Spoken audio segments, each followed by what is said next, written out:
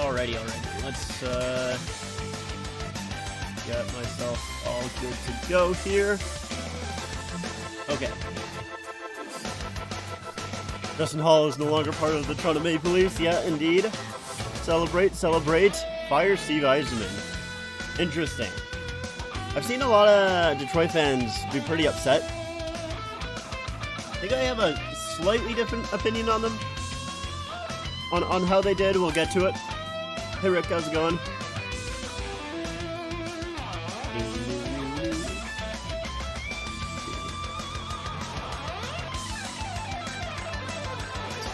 We'll just chillax for a little bit here, and then we'll jump into it. Won't take too long to jump into it. Thank you. This is like one of my favorite hats. I absolutely love this hat. I'm so happy to get it. You don't have it. Interesting. Yamamoto to the Kraken? Did that just happen? Or at least happen today? Let's see. I may have missed it. Well, I did miss it. I didn't hear about that. Let's see. Yes. Well, we'll get to Brad and what he has to do. Oh yeah, it happened about 40 minutes ago. Interesting. Make sure to write down that. Hold on. I got a little, Oh, Jesus. I keep hitting my mic today. Yamamoto.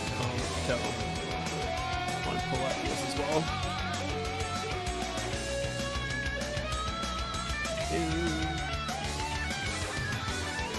Should go. I think that should go there, right? There's 1 second. All right.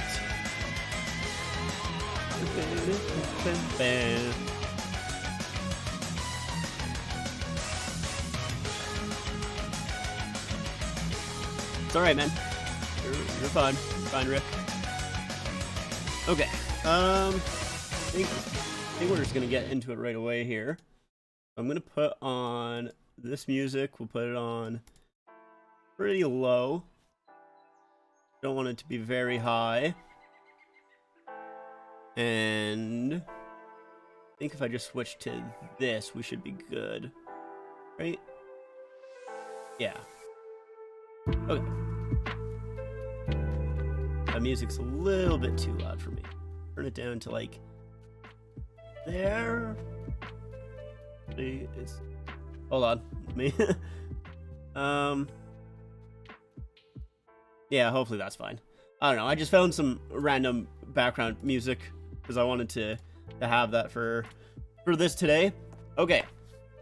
So, yeah, free agency obviously happened yesterday. I might turn this one into a video. I might not. I'm kind of thinking about it here, but we're going to quickly go over every single team's day and talk about how they did, and I'll grade them a little bit here. Hold on, let me get some water.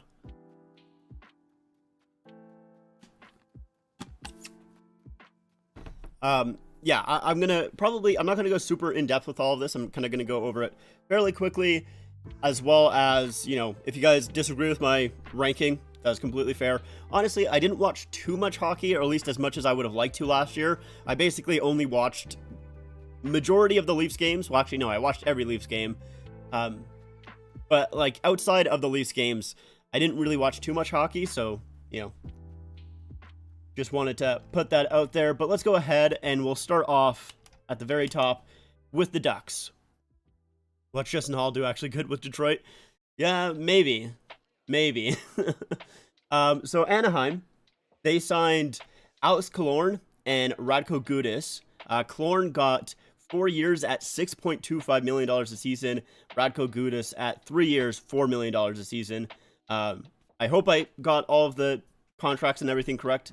If you guys notice that I get something wrong, make sure to correct me.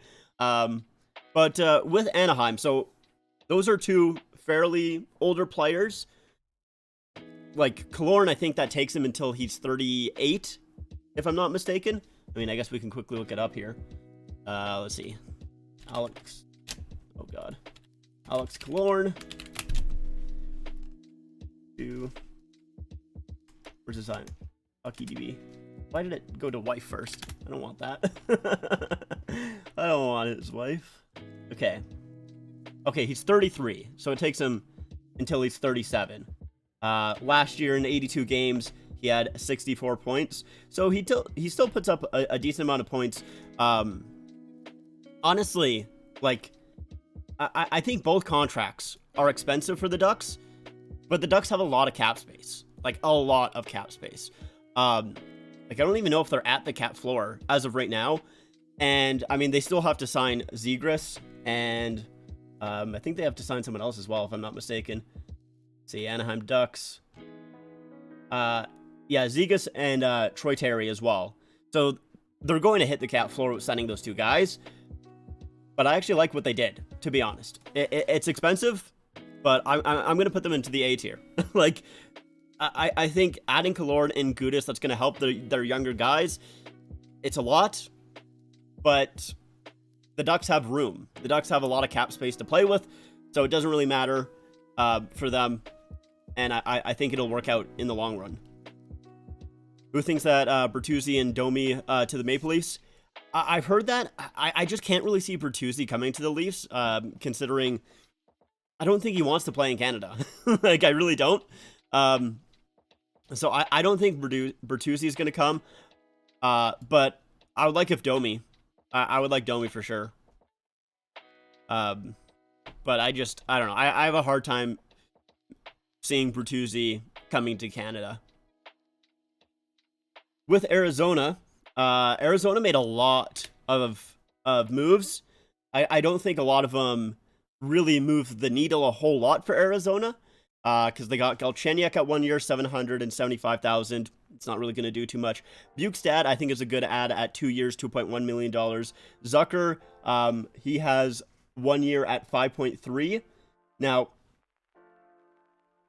you know, I think that is maybe a little expensive. You know, Zucker last year in 78 games, 48 points, 27 of those being goals. I don't think, you know, Zucker is going to quite play with the line mates that he played with in Pittsburgh there. Like, I don't think he's going to have the same quality of line mates.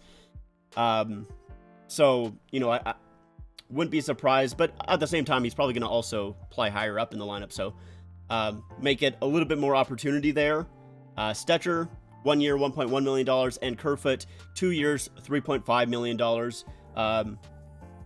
Overall, once again, I think Arizona did pretty well. A lot of these deals, 1 year deals, so not really too big of a deal. And Arizona has a lot of cap room as well.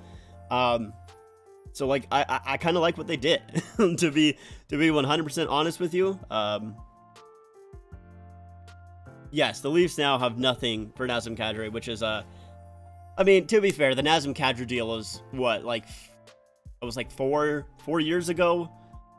So, like, obviously you would still want to have something for Nazem Kadri, but I don't know, like, it's not like keeping Kerfoot would have made it any better, or keeping Tyson Barrie, who was not very good when he was with the Leafs.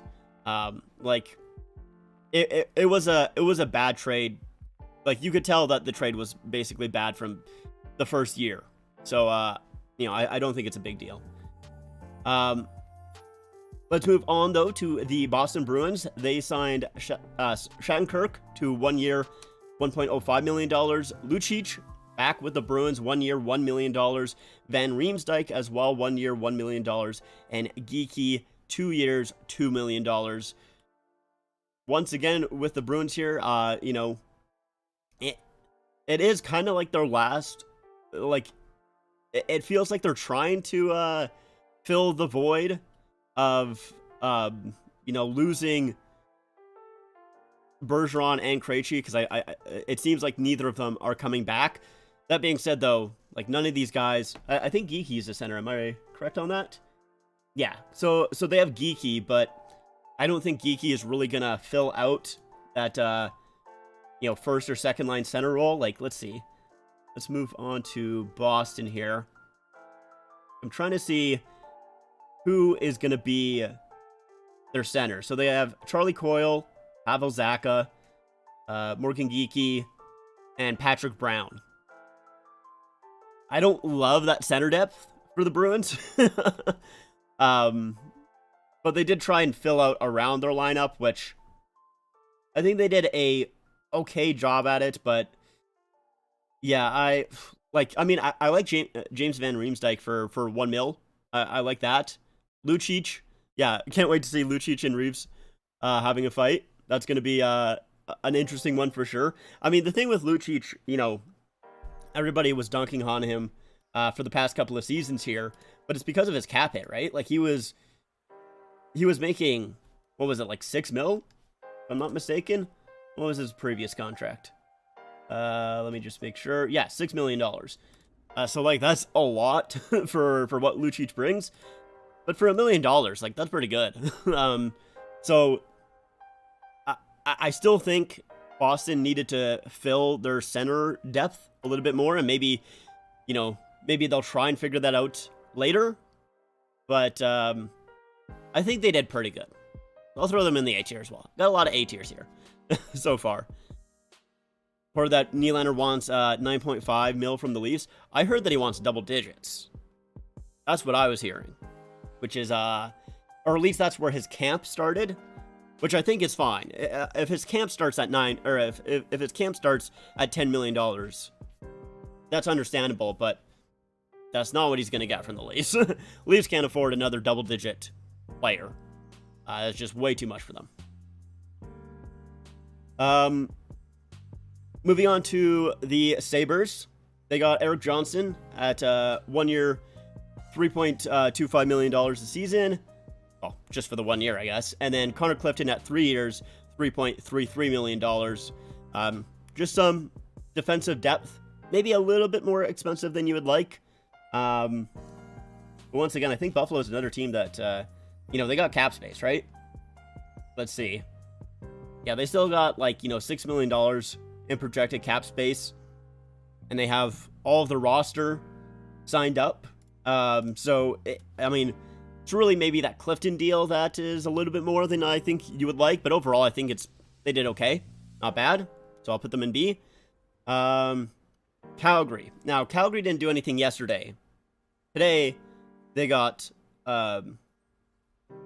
Pullman, but it's not the Pullman that I thought. Because when I first saw they got Pullman, I was like, okay, that's not too bad. But it's Colton Pullman. I forgot his first name. Colton Pullman, who is not the Pullman which I thought it was. He is still a defenseman, but he's 27 years old, and he played with the University of North Dakota for a couple of years there. Then he went to the Stockton Heat, and last year Calgary Wranglers. So that's just basically, an AHL signing there. Same thing with they also got Dryden Hunt for 2 years, $775,000 as well. And I think they got one other guy who was also basically an AHL player. So Calgary really did not do anything at all, which, when I was thinking about it, once the regular season ended, with the regular season ending for the Flames, obviously missing the playoffs and everything like that, I was completely okay with them keeping the same roster and just firing Daryl Sutter there. I think that was their biggest issue.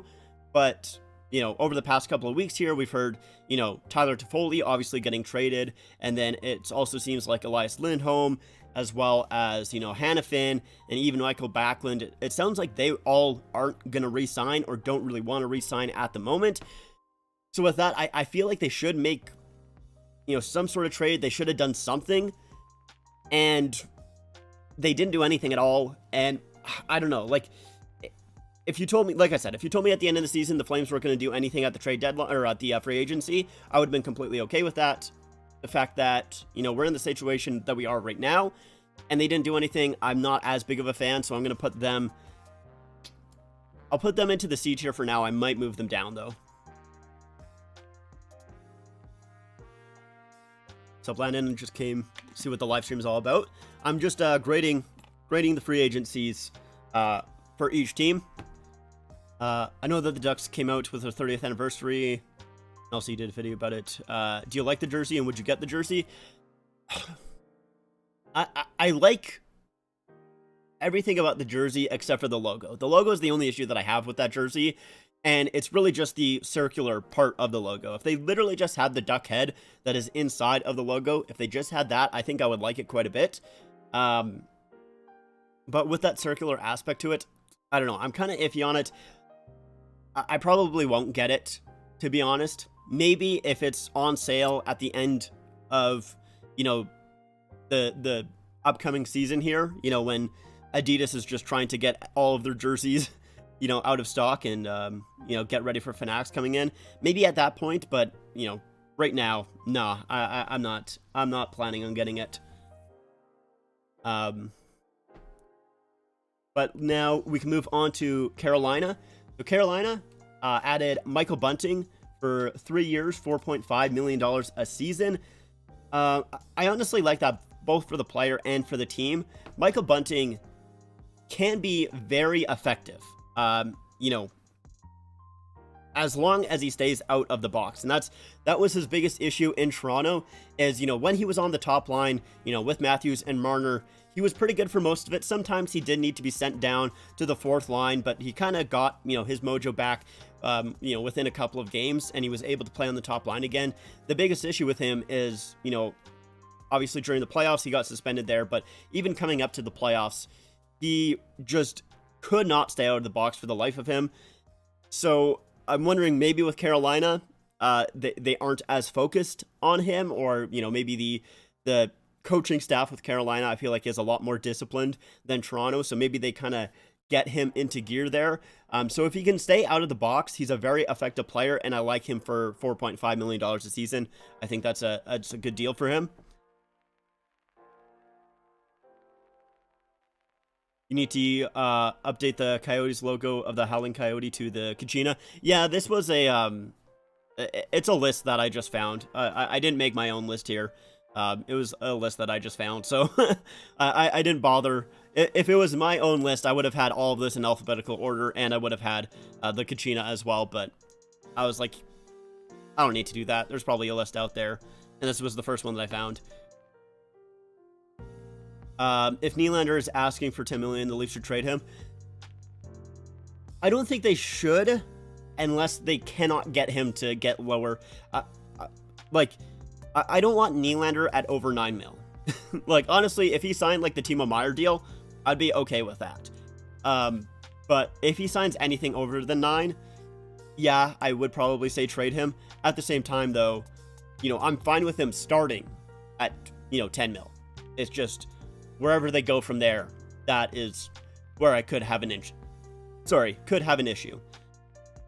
The Ducks logo of their 30th anniversary jersey is what they wore on their original jersey as a secondary logo. Yeah, I did know that. Well, technically, it wasn't their inaugural season, at least. They didn't start wearing that on a shoulder until, I think it was 96, I believe. But yes, I did know that. But I still don't like it as a main logo. I don't think it looks good as a primary logo. I like it as the secondary.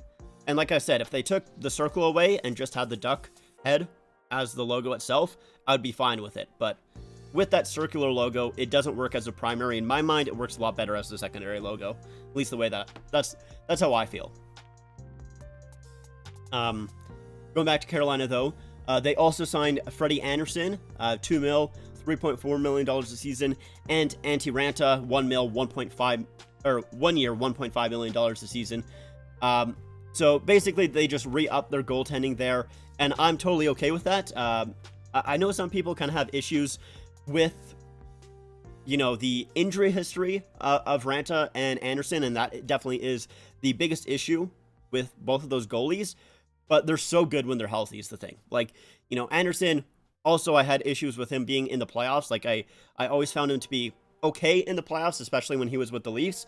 He would have some great games and then some awful games. But this year, he had a fantastic... do I have his... No, I don't. Let's see. Freddie Anderson. I want to double check what he had in the playoffs this year, because he was great. from what I can remember at least. Where is playoffs? Can I find his playoffs? Maybe here. Hold on. Give me a moment. Playoffs. Yeah, this year, 9 games. He had 5 wins and a 927 save percentage. 1.83 goals against average. Like that, he did really well in this year's, well, previous year's playoffs, however you want to call it. He did great. So, and they obviously still have Kochetkov as that kind of third string goaltender as well, which I think, you know, if you maybe have an issue with Carolina, you know, I think a lot of people might say Kochetkov is ready. The only issue that I have with that is, you know, Anderson and Ranta get injured so much that, you know, let's say that you only had Anderson signed there. If Anderson gets injured, then you have Kochetkov, and I'm not quite too sure who would be the backup to Kochetkov at that point. And I don't know if, you know, that's really a great option for Carolina, so I'm fine with them running the 3 goaltenders here. I think that's okay for them. Do I like the new Flyers jerseys? Kind of. About as much as I would like a Flyers jersey. I'm not a huge fan of Flyers jerseys in general, so, you know, like overall, yeah, they're all right. Like they're decent, I would say, but as a Flyers jersey, I do like it. If that makes sense. There's only like 3 Flyers jerseys that I like, and it's the one that has like kind of like that 3D logo to it, which is, I just like it because it's something different, and their 2012 Winter Classic. I don't also mind their 3rd jersey. Heard people saying that Matthews would take a bit of a pay cut to help the Leafs. Is that true? I hope so, man. I mean, like, what I heard for a little bit was that he was expecting like 14 million for like 3 to 5 years. And if that's the case, I would hate that so much. I really would not like that. What are your thoughts on your local teams? I will get to them in a bit. I will get to them. I'm going alphabetically here. Bertuzzi to Toronto. Is that confirmed, though? Oh, what's the contract? What is it? A 1-year deal. 5.5. Interesting. How did the Leafs even have cap room for that? Like, how did the Leafs have room for that? I mean, I kind of like it. It's, you know, like, let's take a look at Bertuzzi stats. So last year, split between the Red Wings and the Bruins. Well, how do I do this? Nope. Hold on. I know there's a way. Okay, I have no idea. I have no idea what the way is. With the Red Wings last year, 29 games, 4 goals, 10 assists for 14 points. And then 21 games with Boston, 4 goals, 12 points, and 4 goals, 12 points. Oh, Jesus Christ. 4 goals, 12 assists for 16 points in 21 games. But yeah, I don't know how they have room for that. Yeah, like, it's not bad. And yes, I'm surprised that he's playing in Canada. I mean, I said at the start of the stream, I was like, I don't think Bertuzzi would come to Canada. From what happened with like the COVID, you know, bubble and everything like that, and him not getting the vaccine, so he wasn't allowed to play in Canada. I really thought that he would not want to play in Canada whatsoever. Okay, so I think on Cap Friendly, like right now, so like Matt Murray has to be going on LTIR, or they must have some way to move that contract. But I still don't know how that cap situation works. How do they have room?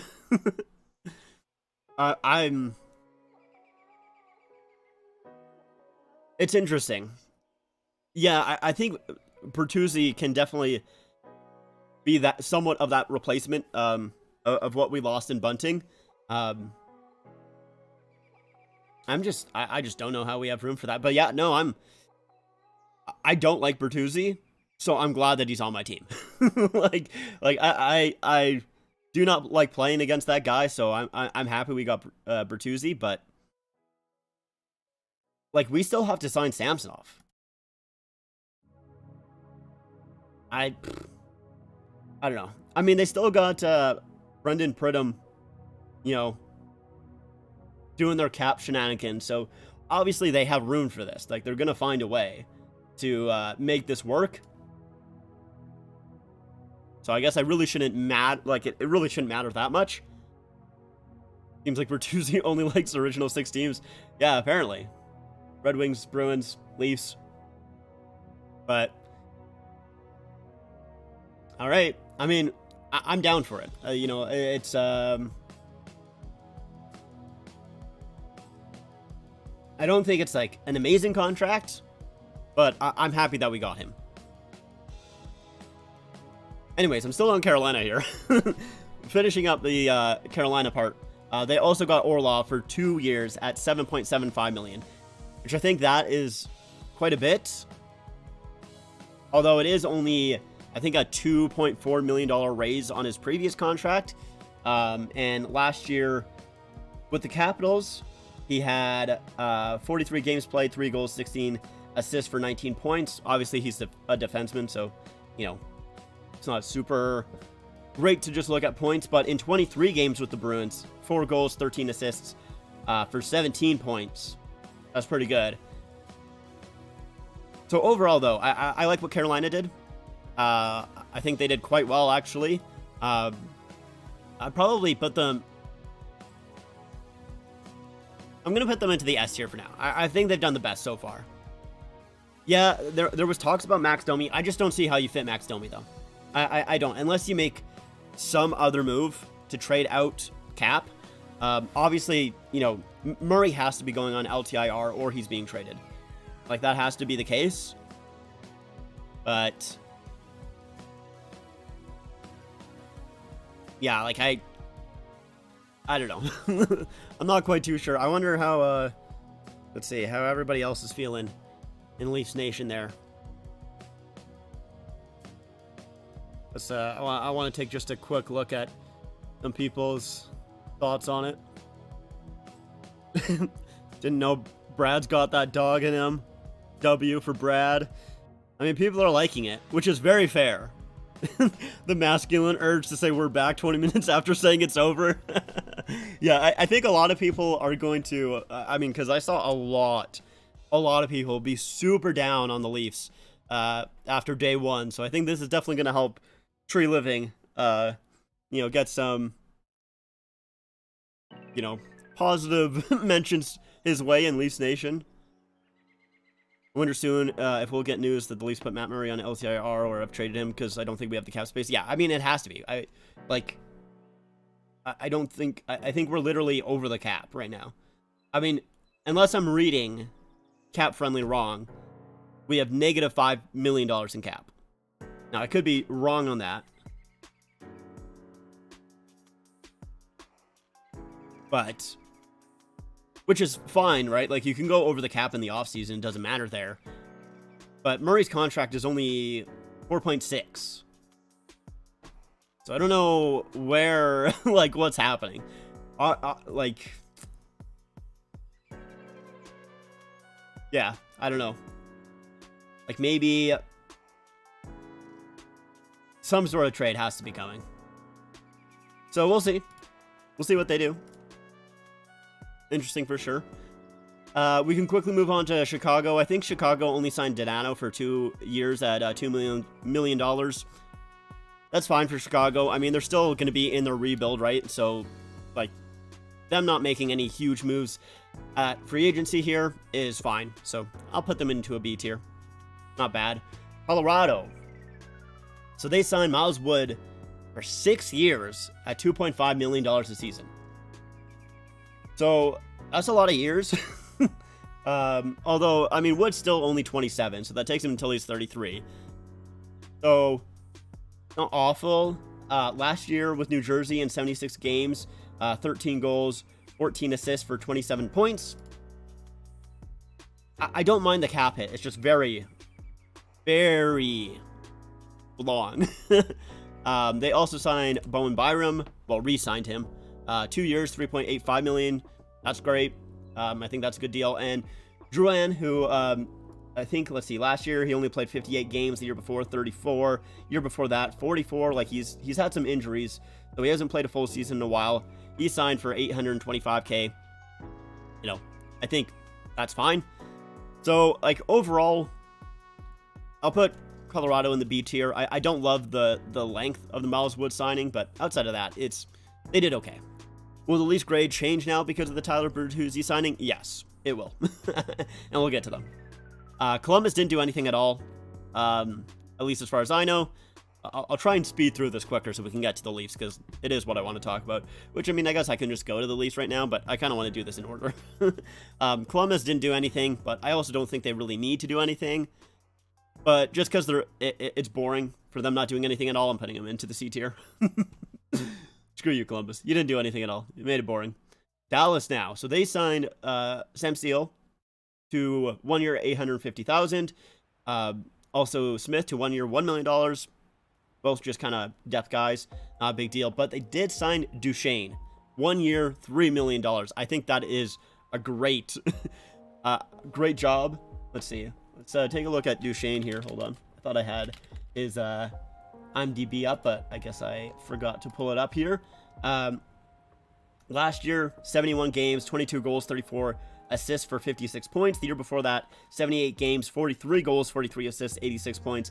And this is on a Dallas team that, I'll be honest, my opinion on Dallas has kind of turned around pretty quickly here. I was not really high on them, but the more I watched them during the playoffs, the more I really like them. And if we take a look at their forward group here, you know, they have Seguin, Jamie Benn, but Rope Hintz, Jason Robertson, Mason Marchment, Radek Faksa, Evgeny Dadonov, Wyatt Johnston, Pavelski. Like, that is a really good forward group. So this is just adding more fuel to that fire there. I really like this for Dallas a lot. I think I might also throw them into the S tier. I really like it. Yeah, I know that he was rumored to go to the Leafs for a while. I just, like I said, I didn't expect it to happen. I guess it's almost like, you know, a very less version of the John Tavares signing. You know, when John Tavares was rumored to go to the Leafs, not for a second did I think he was actually going to become a Maple Leaf. I was like, there's no way. But then, of course, he did, and I was super shocked. I did not expect it whatsoever, and same thing with Bertuzzi, obviously on a lesser extent, because, you know, obviously I cared a lot more about John Tavares coming than Bertuzzi, but still, I did not expect Bertuzzi to be a Leaf, so I'm happy that he is, though. Now we're on to Detroit. So Detroit is the interesting one. I know a lot of people, especially Detroit fans, have not been happy with how their free agency has gone. They signed Alex Lyon to 2 years, $900,000. Sprong to 1 year, $2 million. Justin Hall, 3 years, $3.4 million. Reimer, 1 year, $1.5 million. JT Compher, 5 years, $5.1 million. Gostisbehere, 1 year, $4.2 million. And Fisher for 1 year, $1.25 million. So there's things that I like in there, things that I don't. The Alex Lyon deal, that's fine. You know, he's a backup goaltender. He played quite well with Florida in the last half of that season there. He kind of basically helped Florida get into the playoffs and go on that finals run. Obviously, he didn't play too well in the playoffs, but he got them there, which is important. Sprong deal I like. Gostisbehere, you know, it's only a 1 year deal. Fisher, it's only a 1 year deal. Reimer, also only a 1 year deal. So I find all of those to be fine. My issues is the Justin Hall at 3 years, 3.4. That is, I'm not quite too sure what they were seeing there. Maybe, like, if they have Justin Hall on the third pair and they play him in very limited minutes, okay, that's fine. But if they play him any more than that, I don't understand it, to be completely honest with you. I don't like that deal. The Compher one is also interesting. So Compher, last year, 82 games, 17 goals, 35 assists for 52 points. Year before that, 70 games, 33 points. Year before that, 48 games, 18 points. I don't mind JT Compher. 5 years, you know, that'll take him until he's 33, so it's not awful. 5.1 though is a lot, and especially because it also looks like Compher is going to be on the third pair, like the third line, sorry, like he's going to be that third line center, unless from, you know, what I was looking at, maybe some depth charts are wrong there. That's the biggest issue that I have, to be honest. That being said, though, you know, Detroit still has a lot of cap space. If that Compher deal was $5 million for 2 years or 3 years, I wouldn't be as down on it. But 5 years is a lot, I think. Does it have what, you know, the lines could be? Let's see. I guess they have Andrew Kopp on the third line on Cap Friendly instead of Compher, but doesn't Kopp make like $5 million as well? Yeah. I don't know, like, I mean, it's good having center depth, but I'm just, I'm not quite too sure. It's really that Compher deal that it really kind of sours the Red Wings moves for me. So I am going to put them, I think I'm going to put them a lot higher than a lot of Detroit fans would have them. I'll put them into the B tier. Because, like, other than that, like, you know, even if Reimer doesn't play well, or Sprong doesn't play well, or Goss bears too much, or, you know, Fisher, you know, whatever, like, any of those guys, it's a 1-year deal. So, like, it's not that big of an issue for them. And like I said, they got a lot of cap room left. They do still have to sign just Velano, it looks like. So, like, you know, I don't mind what they did too much, other than that Compher deal. I think it's just too long. Do you think the reason the Leafs signed Bertuzzi was to replace Michael Bunting? I think that's definitely a reason, for sure. But it's also like, I think it's just, I'm going to try and save this for when we talk about the Leafs. I'm going to try and go faster here, because I do want to save what I want to talk about when we do talk about the Leafs in full. Edmonton, the main person I want to talk about is Connor Brown. From what I saw, it was 2 years at $775,000 a season, although I think he has a lot of signing bonuses. I like that. They also added Kajula and Peterson. I think they did great. Connor Brown, I really like him a lot. The issue with Brown is his injury history, but if he can get healthy, that's great for them. Florida, they added Mikula, 3 years, $2.5 million. Kulikov, 1 year, $1 million. Riley, that's Mike Riley, is it? What is it? What's again? What's his, yeah, it's Mike Riley, right? Yeah. I was trying to remember. I just have M. Riley here, and then I realized, yeah, that can be for Morgan too, but obviously I knew it wasn't Morgan. But yeah, Mike Riley, 1 year, $1 million. Oliver Ekman-Larsson, 1 year, $2.5 million. Stolarz, 1 year, $1.1 million. They basically added a ton of defensive depth, which I think is great for them. As far as I know, they aren't going to have, is it Montour and Ekblad? I think both of those guys are going to be out for the start of the season, if I'm not mistaken. I know they have some injuries on the back end that are going to miss the start of the season, so they basically added just a ton of depth that can fill out their lineup until those guys can come back. You know, the Oliver Ekman-Larsson specifically, I think that's, you know, a pretty decent deal for him. Last year, 54 games with the Canucks, 2 goals, 20 assists for 22 points. So not great there. He has had a couple of really down years, but for 2.25, I think that's a fine deal for him.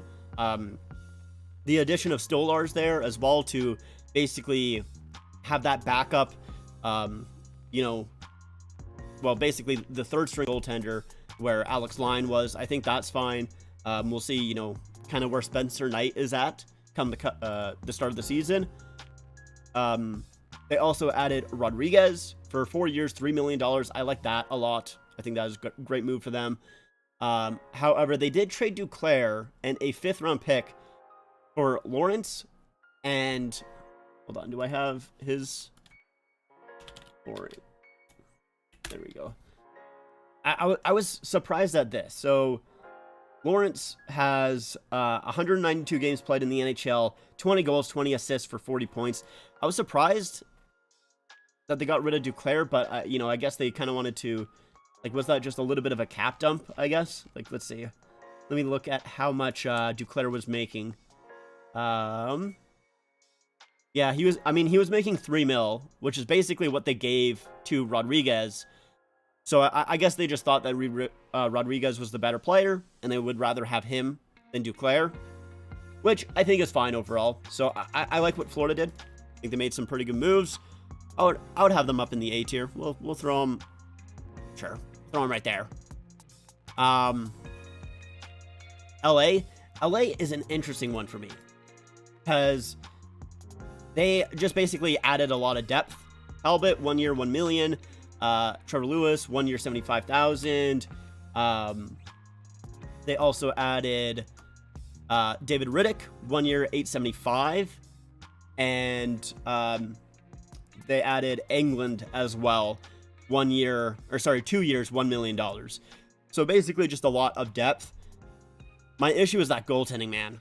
Like, they kind of solved it a little bit last year with the addition of Korpisalo at the trade deadline, but they got Phoenix Copley, Cam Talbot, and Dave Riddick as their goaltending. That's tough, man. Like, that is tough.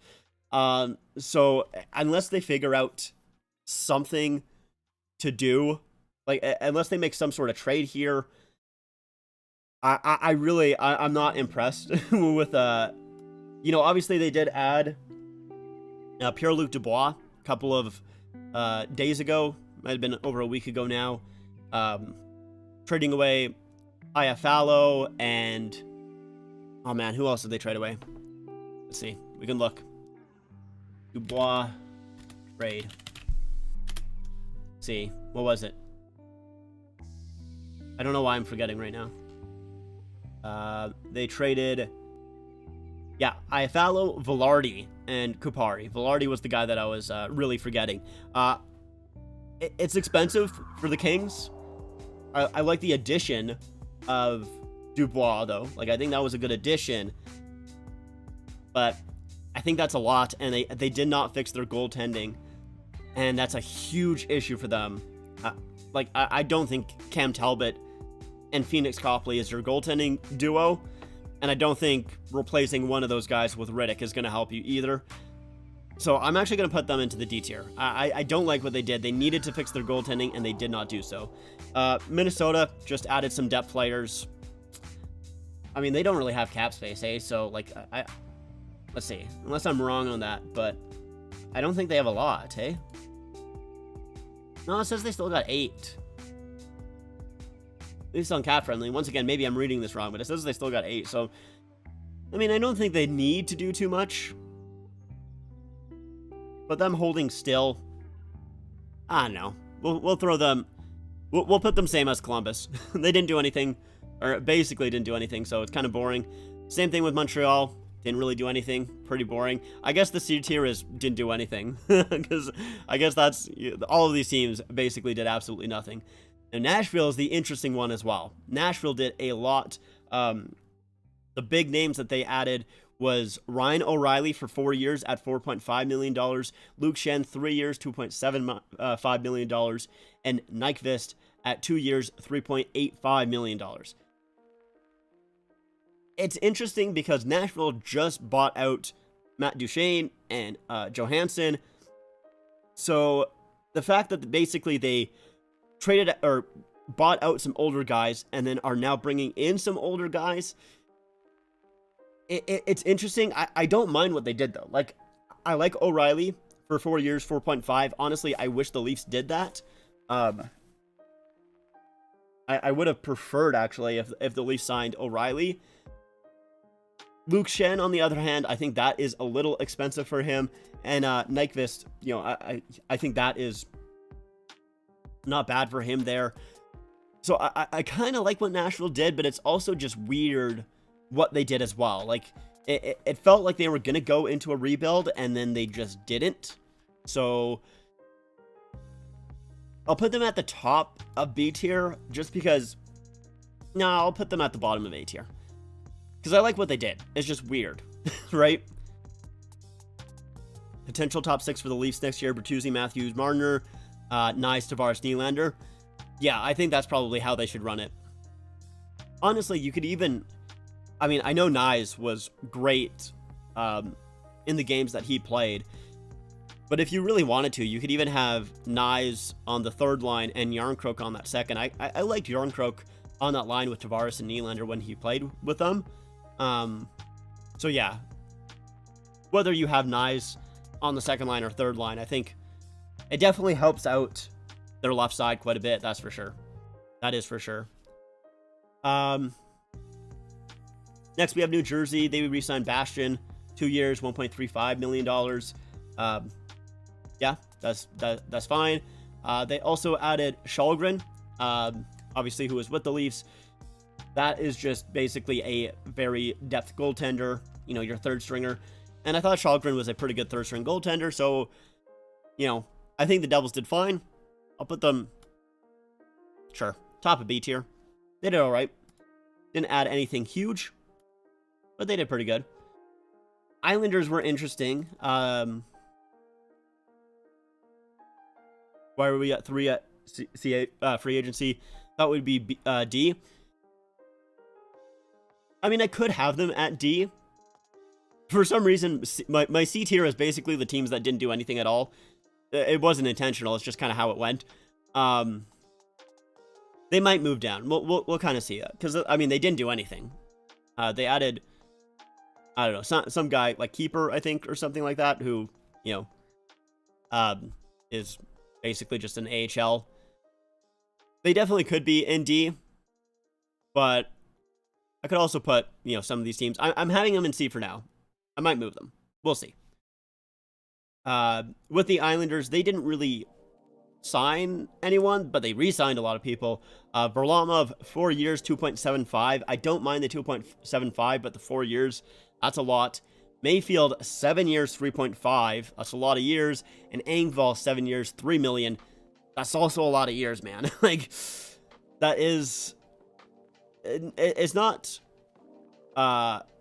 particularly bad. Like, having Engvall at $3 million, especially going like 7 years when the cap goes up, like, that's going to look probably pretty good. But I don't know, 7 years for Engvall also at the same time. Like, I don't think Engvall is going to improve his game so much that you're going to pay him a lot higher than $3 million in a couple of years. So it is a little bit risky. Same thing with Mayfield. You know, I have the same kind of thoughts there. Although they did sign Sorokin, 8 years, 8.25. I really like that a lot. I think that's a great deal for Sorokin, who is one of the best goaltenders in the league. And you're getting him at 8.25. That's not bad. Boston took a W at free agency. Yeah, I would definitely agree. I thought they did quite well. For sure. I don't really technically have these in, like, I don't know, maybe I should have them. I'm kind of just putting them in and not really at correct, I don't know, correct order. I'm gonna change that a little bit here. Because I was kind of just throwing them in. Let's say Boston. I think Florida did a little bit better. I like what Florida did a little bit more than Boston. Yeah, I'll do that. Still okay with this. Throw that there. And that there as well. Okay, yeah, that's fine. Honestly, like, personally for myself, I like the OEL deal. And they added just a lot of depth with their defensemen, with Mikola, and Kulikov, combined their names there. So, like, when Ekblad.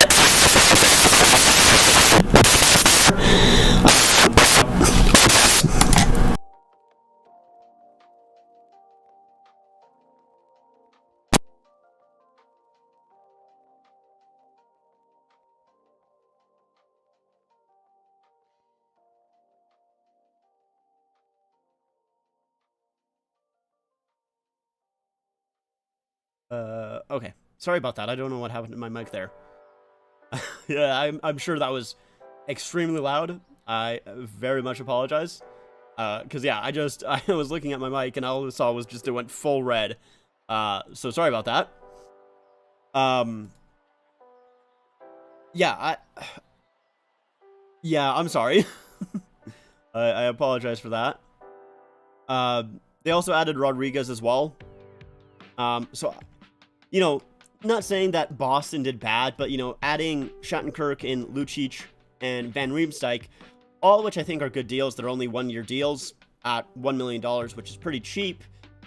But they're also on the older side. Like, Morgan Geekie is the only guy that's really on that younger side. And I still feel like Boston has a pretty deep hole at center. Because if we take a look at Boston's center depth right now, even though I just took a look at it a little bit ago, they have Charlie Coyle, Pavel Zacha, Morgan Geekie, and Patrick Brown as their centers. I just don't like that center depth a ton, and I feel like, you know, the addition of Geekie is great, but I feel like they needed to add, you know, either a first line or a second line center, and the fact that they didn't do that, that's why they fall a little bit behind Florida, at least in my eyes. Like I said, not that they did bad, but just missing maybe an extra center, and, you know, who knows, maybe they got an extra center some point in the summer here, but as of right now, they're still kind of missing that aspect for me. But yeah, with the Islanders, I mean, I like what they did.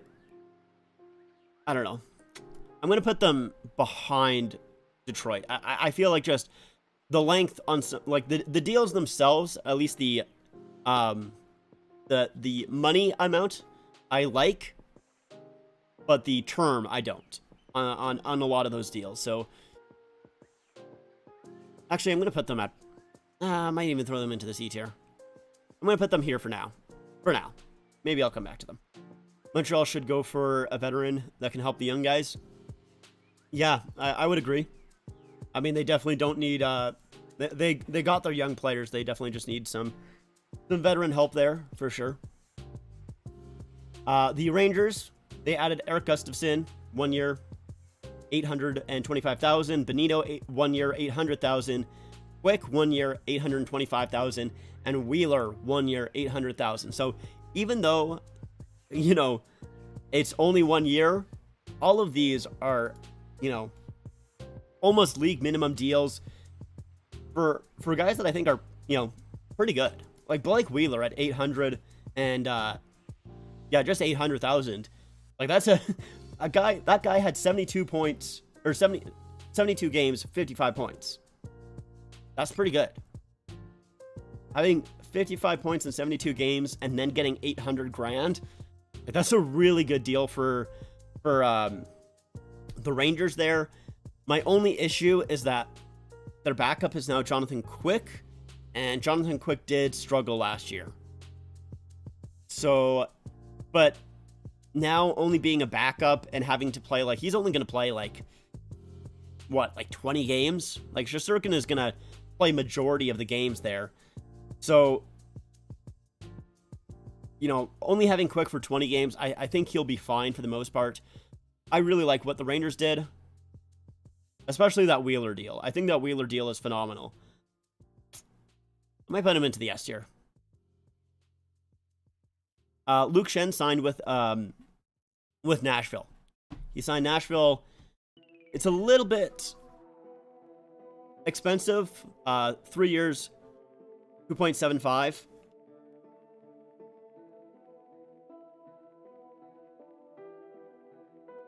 I'm kind of iffy on Nashville. I might move them to top of B tier because I like what they did. Like, they signed guys that I like, but they're all on the older side, and they just bought out a lot of older guys, so it kind of feels like they should have went into a rebuild, but, you know, I don't know. They made interesting moves. Leafs have Bertuzzi and Reeves. What a time to be alive, indeed. Some of the Leaf friends hate Reeves and didn't want the guy. I mean, I don't like Reeves, but that's why I like him on my team. Like, I'll be honest, I don't like Reeves or Bertuzzi. I don't like either of those players, but I'm glad that they're on my team. It's definitely like that, you know, that Marchand level of player. I mean, even Bunting in a way. Thoughts on Klingberg for 4 when Ryan Reeves was also signed for 4? Ryan Reeves was, oh wait, no, not Ryan Reeves. Which Ryan are you talking about? Because Reeves was not signed for 4. Oh, O'Reilly. That makes sense. Yeah, I mean, they fit different roles, right? Like, it's not like Klingberg is that defensive defenseman. O'Reilly, I mean, obviously he brings that offense, but he also is, you know, one of the best, or at least one of the better two-way centermans in the league. I would have rather them re-sign O'Reilly than Klingberg, but at the same time, I know Tree Living said that he really wanted to, you know, switch up the decor for the Leafs, so he added Klingberg. Yeah, I don't love it. Tuesday is signed for only a year, but seriously, another forward. The Leafs need another forward. No, honestly, see, Leafs needed more D, and you guys went out and signed a forward. Maybe Nylander is leaving and Bertuzzi's the guy. The thing is I don't think the Leafs, like, the Leafs defense, for the most part, like, I know it's something that people still complain about with the Leafs, but I think it's an old narrative that the Leafs defense is bad. To be honest, with the positive thing with Klingberg, you know, I'm just going to skip to the Leafs for now because that's what we're talking about. So, yeah, the Leafs signing Reeves, 3 years, $1.35 million, and then signing Klingberg, 1 year, $4.5 million. Reeves is too long. That is too long of a deal for Ryan Reeves. If it was 1 year, 1.35, fine. But Ryan Reeves is 36 years old. So that deal takes him until he's 39. 39 for a player that basically is only there to fight and hit. He is not there for goals. He is probably going to cost you more goals than he will score himself. It's too long. If it was only 1 year, 1.35, fine. Or even if it was 3 years, 775, like, you know, basically as low as you could go, I'd be okay with that as well. But, like, it's not fully buryable, which is my issue with it. Like, yeah, you're still, like, if you do bury that contract, it's only going to be, like, I think, you know, a couple $100,000 that you're missing out on. But we saw last year, the Leafs need that couple $100,000 because towards the end of the season, they were playing Samsonov, who was injured, by the way, like during the last half of the season, and they didn't have a backup for him. They needed to use emergency backup goaltender, so they need that extra cap room. They need as much as they can. So I really don't like the fact that it's not a fully buryable contract, and it's also for too long. With Klingberg, I think the Leafs defense is fine. Or at least, you know, was. Like, looking back last year, their defense defensively was pretty good. Honestly, the biggest issue with the Leafs defense is they have a really hard time moving the puck out of their zone and getting offense from their D. Like, honestly, like, Riley, like Morgan Riley, was fantastic in the playoffs. He had so many points in the playoffs, like way more than I was expecting to. He really shined in those playoffs.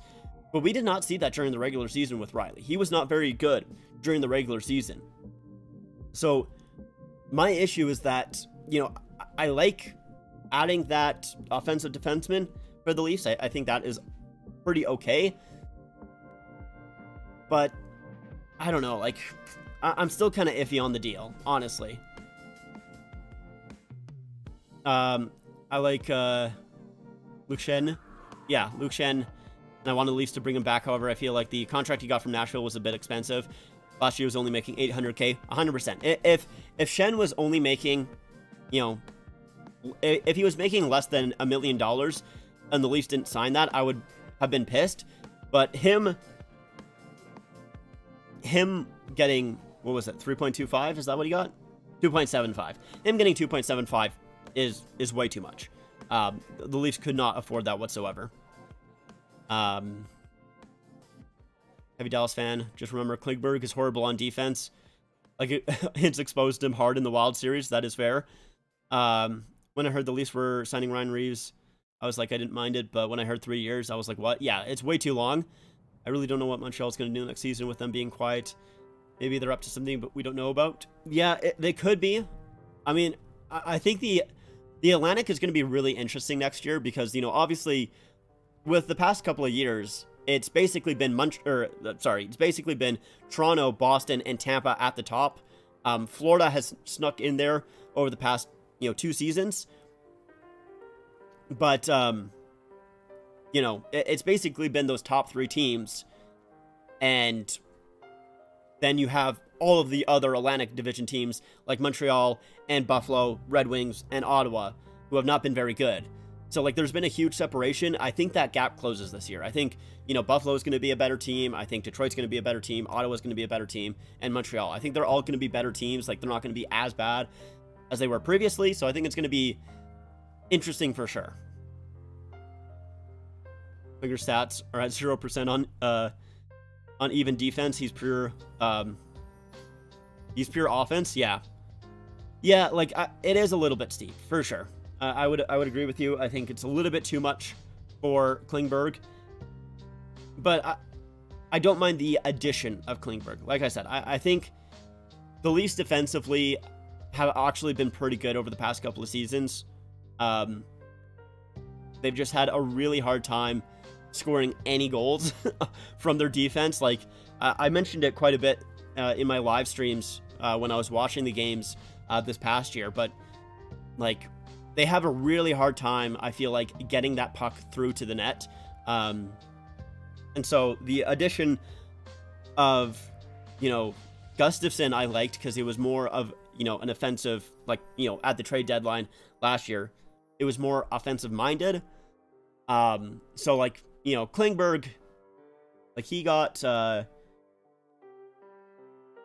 with the Ducks in 50 games, he only had 24 points, 8 of those being goals, but that is on the Ducks. On the Wild, he had 2 goals, 7 assists for 9 points in 17 games. So at the same time, I mean, he is a defenseman, so it's not like, scoring a ton is a huge thing, but he is, pure offensive defenseman. So we'll see where he fits into the lineup, like who he plays with. If you play him with, McCabe or Brody, maybe we'll kind of have to see. Leafs keep getting forwards, and it's annoying. They got bum Ds. I find Klingberg not going to turn out well for the Leafs. He'll be another bum McCabe as an offensive D. I mean, I see what you mean, but the issue that the Leafs have had in the playoffs, like literally going back years, has been scoring. If the Leafs' top 4 guys don't score, the Leafs lose in the playoffs. That's just how it is. I mean, you saw it this year. In the Tampa series, the Leafs' top 4 were fantastic. They won the series. Even though I feel like they got outplayed basically the entire series, it didn't matter. Their top 4 scored, they won. In the series against Florida, their top 4 disappeared. They lose it in 5 games.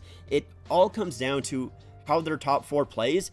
So they need more depth scoring is their issue. They need to score more. They need better.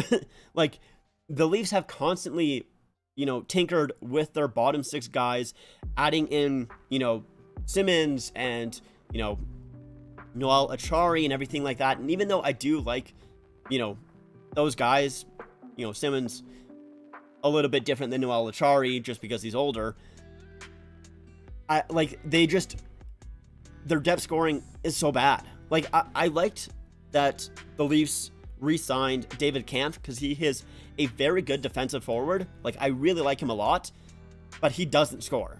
Like, he puts up no goals at all. So, like, the Leafs have had just issues. Like, I know McCabe was really bad in that Florida series. He was awful in it.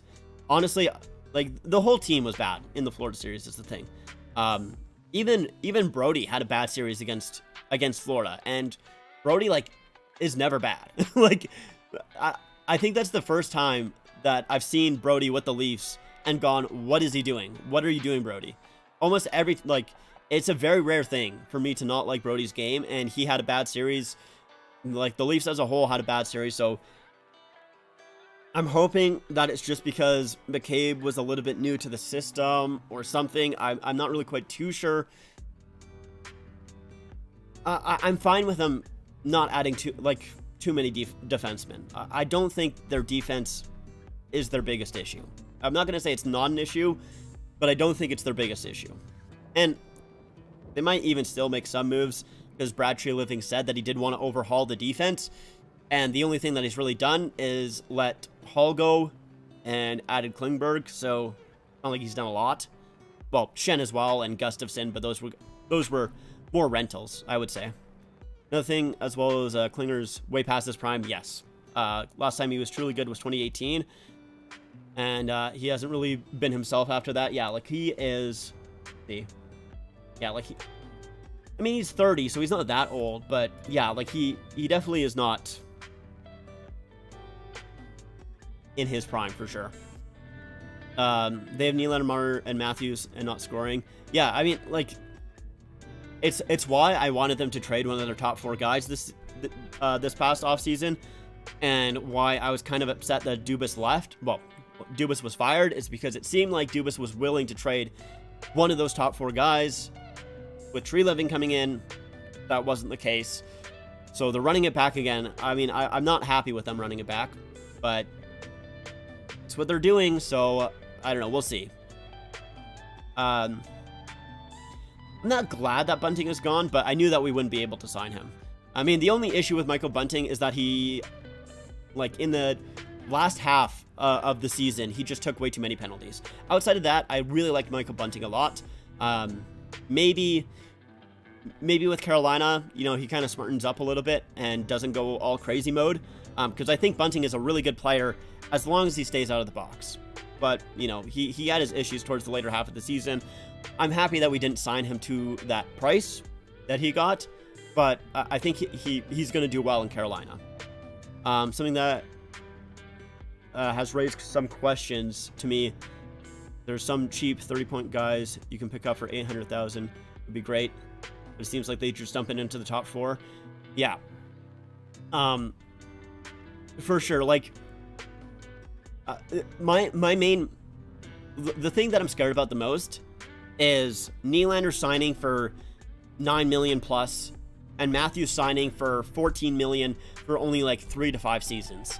If the Leafs do both of those deals, like whatever it may be, I'm not gonna be happy. I love Nylander and I love Matthews, and I want both of those players to be with the Leafs.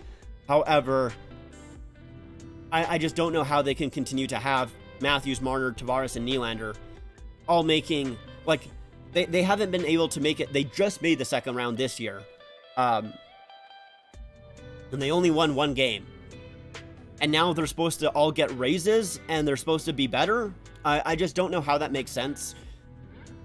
I like, unless they're praying for the cap to really go up over the next couple of seasons, like go up $10 million or something over the next couple of seasons, I just don't see how having all of these players is going to work.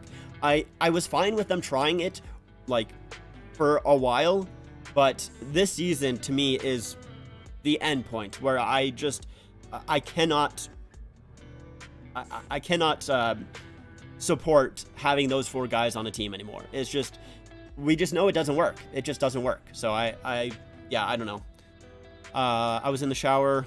What do you say about Rangers, Islanders, and Devils in the free agency? Devils, I thought they did fine. They didn't do anything too crazy. So I was fine with the Devils. The Islanders, I think they just gave Engvall and Mayfield and Varlamov too many years. I don't mind the cap hit, but 7 years for Mayfield and Engvall I think is too long, and 4 years for Varlamov I think is also too long. But I do really like the deal for Sorokin. I think 8 years at 8.25 for one of the best goalies in the league. I like that a lot. And with the Rangers, I really like what the Rangers did. Adding Blake Wheeler for $800,000 I think is a fantastic deal. Benito and Gustafsson also for $800,000, pretty good. And Quick is the only one that I'm kind of iffy on. But, you know, I think he's only going to play like 20 games or something like that. He's not going to play too much. So I think that's fine. I like what the Rangers did. Dubas could have went and got you guys Klingberg plus other players. Could have gotten you way more in free agency. Well, with what Dubas did, I'll be honest, looking at what Dubas did in Pittsburgh, I'm kind of glad we didn't really have Dubas. I think he would have done a lot different things in Toronto than he's doing in Pittsburgh, but yeah, I just I don't know. Just with Dubas, it really seemed like he was willing to trade one of the top 4 guys, and so the fact that they traded or basically got rid of him, you know, when he was finally willing to do that, I think it kind of sucks. Michael Bunting suits Carolina as a middle 6 player and get solid points with Jordan Staal and other point producers for sure. Yeah, I like Bunting in Carolina, and I also think he'll take less penalties in Carolina. I don't think Rod Brindamore is going to be too happy if he takes a lot of penalties, so I could see him smartening up in Carolina for sure. Yeah, Nylander is talking about wanting 10 million, but I think that's just his starting point. I don't think he's going to get 10 million. I really don't.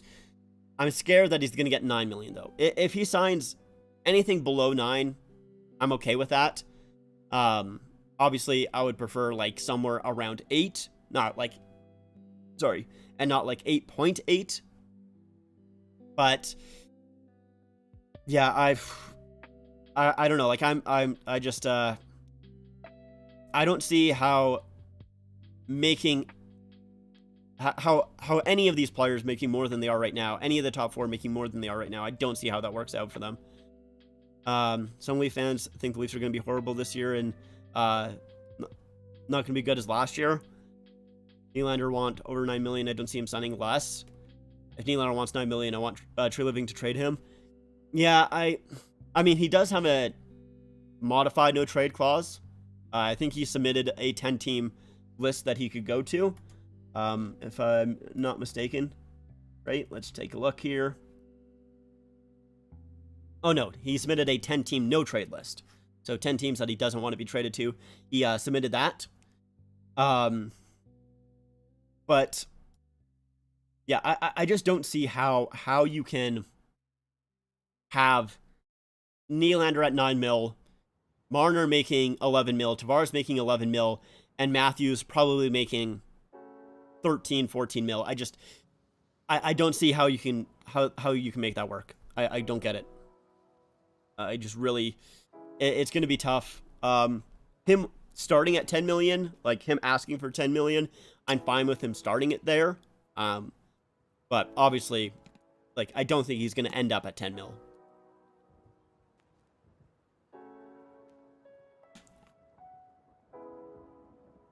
One of the teams he probably doesn't want to go to is Montreal. Yeah, maybe. I don't know. I don't know if... The thing with Nylander is, like, I don't think he's too afraid to go to another Canadian market, because he's not exactly... Like, he doesn't really care about the spotlight, right? Like, he's very chill. He just does not care at all. Like, so, like, he gets way more criticism in Toronto than I think he ever should. And he just seems like such a chill guy. So, I think he would be fine with going to Montreal, honestly. I don't think... Or at least, you know, the spotlight of being with Montreal, I don't think would be a reason why he wouldn't want to go there. You know, maybe there's other reasons, but I don't think the spotlight would be an issue for sure. Matthews pulling a Gaudreau. I mean, the thing is, if Treliving goes from having Tkachuk and Gaudreau, having Gaudreau leave and having to trade Tkachuk, to then the next year going to Toronto and having to re-sign Matthews and Nylander and not getting either of them done. If that happens again, like, I don't know how you can say that he's like, that is just, that would be so bad. It would be so bad.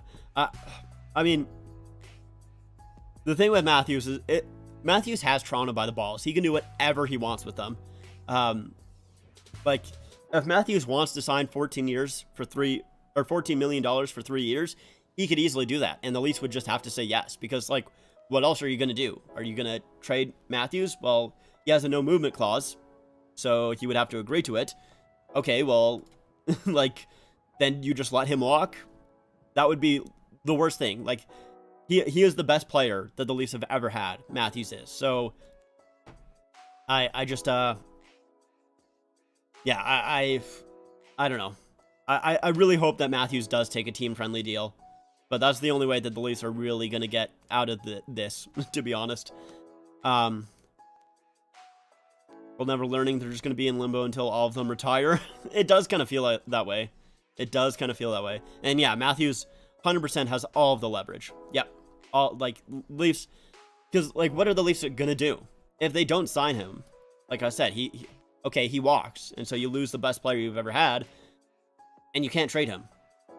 So they literally have to sign him. Like, there's no ifs, ands, or buts. They have to.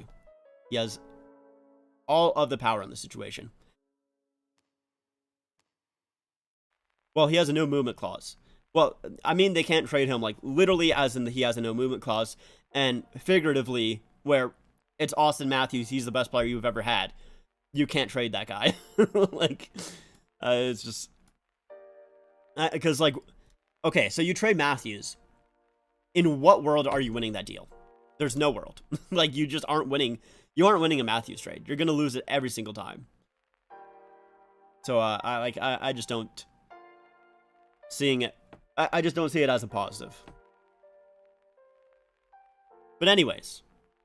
There's a long discussion about the Leafs. Yeah, Matthews would have to... He would have to say... You would have to be okay with it.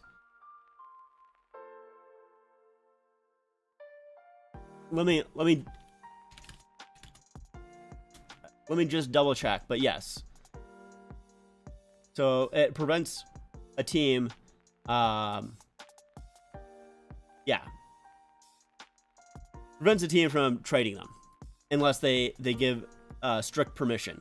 So, like, Matthews could waive his no movement clause if let's say Matthews really wants to go to Arizona, right?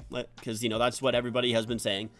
So let's say Matthews really wants to go to Arizona. Okay, the Leafs, you know, they have a trade all made up with Arizona, and they go, okay, Matthews, we're going to trade you to Arizona. Can you waive your no movement clause? He could say yes, or he could say no. And if he says no, then they can't trade him. Like, it's not going to happen. But he could say yes, he could waive his no movement clause, and then the Leafs could trade him. But he basically has, like I said, I don't think the Leafs are going to trade him. I think that would be a stupid decision. But if the Leafs were to trade him, he has, once again, all of the leverage. He can say exactly where he wants to go and exactly where he doesn't. I genuinely feel like the Leafs are deep in crap. You know, it's bad when Steve Dangle calls it a nightmare. I mean, yeah, the thing with, like, the one thing with Dangle I will say, is, you know, sometimes he over-exaggerates a little bit, which I think is fine. I mean, he's a YouTuber, it's his job. You know, he's supposed to over-exaggerate. Like, I'm not saying it's a bad thing. But it's definitely not a great situation that the Leafs are in. Like, I don't think that the Leafs are in a good situation right now. I mean, like, let's take a look at their lineup right now. So, let's say they have Tyler Bertuzzi, Austin Matthews, Mitch Marner. That's a good top line. Then they have, I'm just looking at Cap Friendly here. So we'll go off what Cap Friendly has. I guess I can put this on screen here. Let's see. Yeah, so Kelly Yarncroke, John Tavares, William Nylander as the second line. I think that's fine. Matthew Knies, David Camp, Sam Lafferty. Pretty good. Not too bad. Bobby McMahon, Pontus Holmberg and Ryan Reeves as a fourth line, I don't love. I think their bottom six is really, like, Matthew Knies is the only guy that's scoring in the bottom six. And like I said before, the Leafs have really, the Leafs have issues with their bottom six not scoring, and I don't think they fix that. Like, David Kampf isn't going to score. Lafferty's not going to score. McMahon, he's only played a couple of games in the NHL. Same thing with Holmberg, and Reeves is not scoring.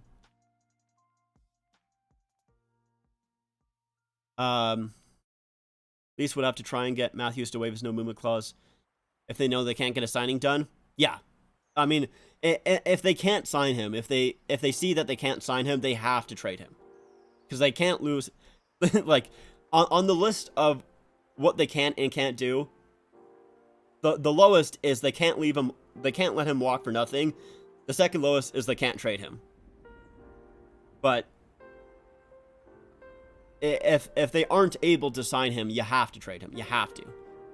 Matthew Knies needs to be on the second line, not Järnkrok. Yeah, I mean, doesn't really matter if Järnkrok's on the third line and Knies is on the second, or, you know, if you have it like this. I don't think it really matters.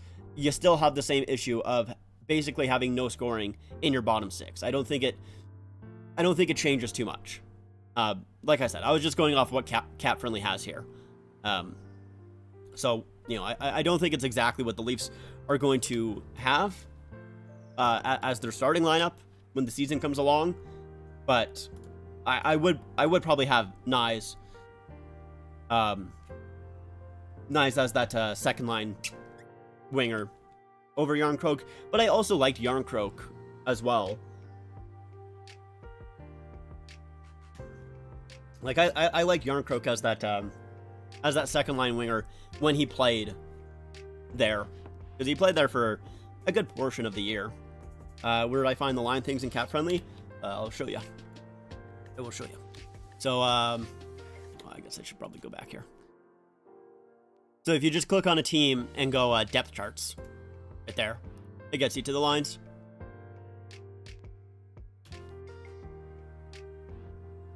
Just like that. Just found out the Habs need to sign Elias Anderson. Let's see. Let's look at the Habs. Hold on, let me pull them up here. Oh, that's not the Habs. They're there.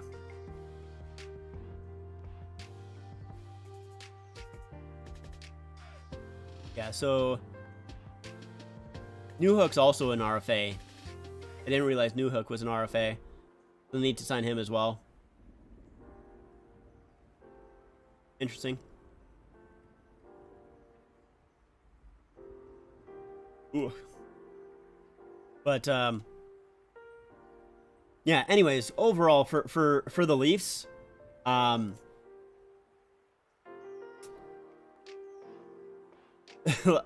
that long conversation. So, signing Ryan Reeves at 3 years, 1.35, that's too many years. Signing Klingberg at 1 year, 4.15, it's a little bit too expensive, although I do think that they needed an offensive defenseman. And signing Tyler Bertuzzi at 1 year, I saw $5 million. I'm not quite 100% sure, though, on the exact deals. See if I can find the exact deal here. So I saw 5, and then I also saw 5.5. Okay, it's 5.5. I also think, like, Bertuzzi at 5.5, I think is maybe also a little expensive. But I do like having Bertuzzi. Like, I think it's something that the Leafs need. I think it was important to the Leafs to get that guy. But I still have a lot of issues with the Leafs. They still have a ton of moves to make, in my opinion. I mean, they still need to re-sign Samsonov as well. And they're over the cap right now. So they got a lot to do still. I don't know. I'm going to put them into the C tier, honestly. I don't know. I'm very iffy on them right now. I don't know if I like where this team is heading, to be honest. But now we can go back in order. Let's go to Ottawa. All Ottawa did was sign Korpisalo. That's all what Ottawa has done, pretty much for the most part.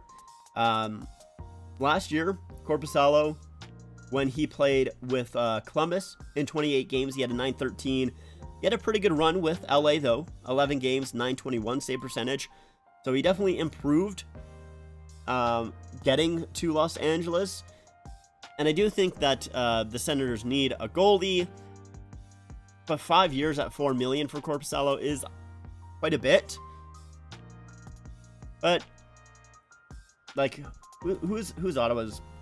What's Ottawa's goaltender situation look like right now? So Ottawa's goalies are... Oh, it's just Korpisalo. Because Anton Forsberg is on injury reserve. So they literally just have Korpisalo signed as a goalie. So they really needed to sign him. Now, the other thing with Ottawa as well is that they have a lot of cap space. So they're able to sign Korpisalo at 5 years, $4 million, and not really be a huge issue. But I'll have them in the B tier. I think they did okay. Like, they needed a goalie. And Korpisalo, you know, he had some good years for a while there. I mean, if we take a look, you know, so we do have to go back a little bit. Actually, quite a while. In 2015, 2016, he had a 920. Although, 2016, 17, he had a 905. The next year, 897. Year after that, 897. In 2019, 2020, though, he had a 911. But then he fell back to a 984, or an 894, sorry. And then an 877. So, if he can get back to being a decent goaltender, it's a fine deal, but I don't know, it is a lot. Philadelphia, they signed Poehling for 1 year, 1.4. If I'm not mistaken, Poehling is the guy that scored, basically, it was a hat trick and also a shootout goal as well in his first game. Yeah, against the Leafs, and that was in the last game of the season. But outside of that, you know, he's had 17 goals in his next 137 games. So he basically just came into the league, stunted on the Leafs, and then hasn't scored too much after that. But I think Poehling is, you know, all right. They also, Philadelphia also picked up Garnet Hathaway for 2 years at 2.375. And Hathaway, last year, when he went to Boston, he only had 6 points in 25 games. But overall, I think it's a pretty decent, little bit of free agency for Philadelphia. It's not great, not bad. I'll put them in the B tier. Pittsburgh, they did some interesting things. They signed Eller for 2 years, 2.45. Don't mind that. Achari, 3 years, $2 million. I also think that's not bad as well. Nedeljkovic, 1 year, 1.5. It's going to be interesting to see where Nedeljkovic plays because of Casey DeSmith. I guess they're probably going to fight for that backup position, which I think is a good move. They also signed Nieto to 2 years, $900,000. So all of that is fine.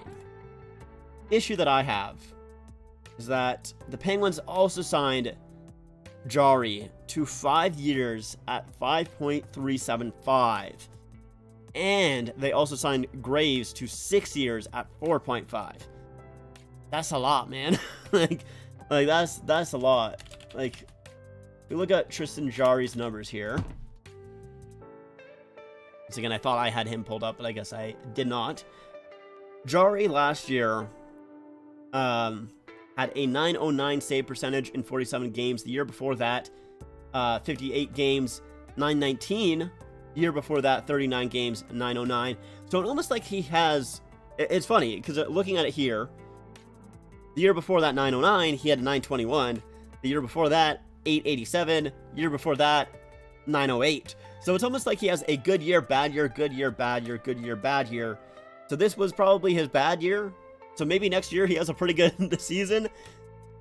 But 5 years at 5.35, I don't like that. I think that's too much for Tristan Jarry.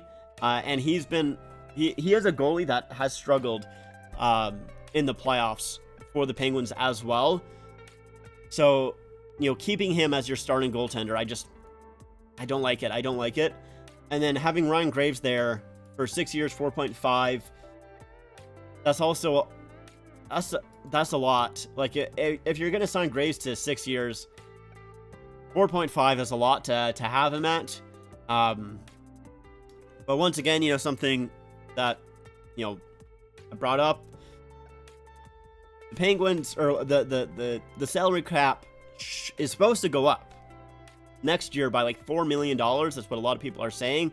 So if that's the case, it definitely helps them out a little bit. But man, I don't like what they did. I'm probably going to have, I think they might be the worst, in my opinion. I think so. Did they, let's see. What did he sign for? Elias Anderson.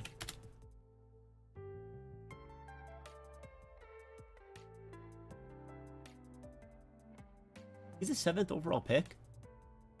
I didn't know that.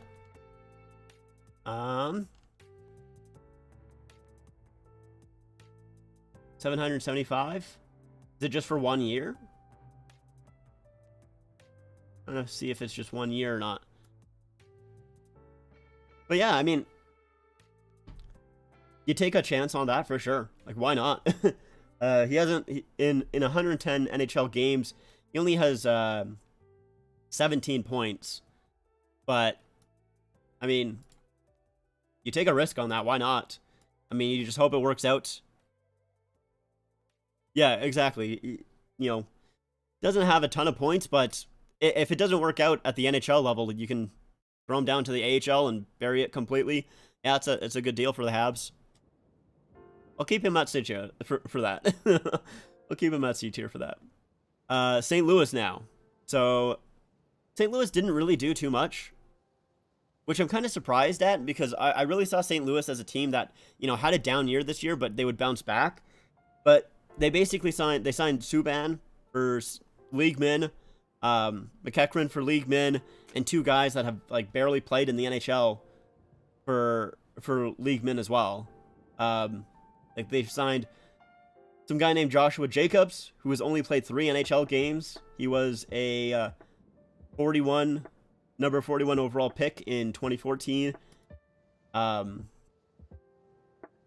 So, like, I'll be honest, I'm not too impressed with what St. Louis did. I really thought they were going to try and rebuild, and they didn't quite do so. I'm going to throw them into the C tier. I'll throw them here. Yeah, I'll throw them ahead of the Leafs. You could swap these two. Doesn't really matter. All right. Now we can go on to San Jose. San Jose did a couple of things. They signed Giovanni Smith for 2 years, $800,000.